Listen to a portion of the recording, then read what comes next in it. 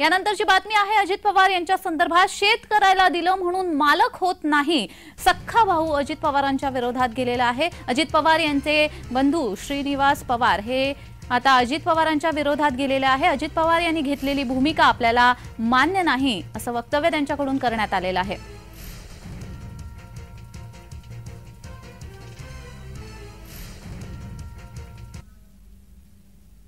तर श्रीनिवास पवार नेमकं काय म्हणालेत पाहूयात।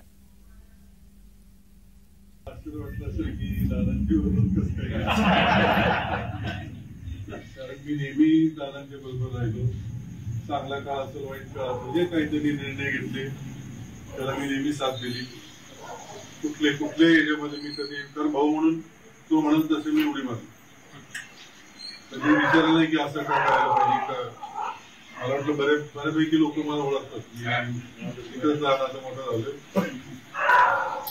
पण जेव्हा आमची चर्चा झाली तर माझं असं दादांना म्हणणं होतं की आपण आमदारकीला तू आहेस तर खासदारकी तरी आपण साहेबांच्या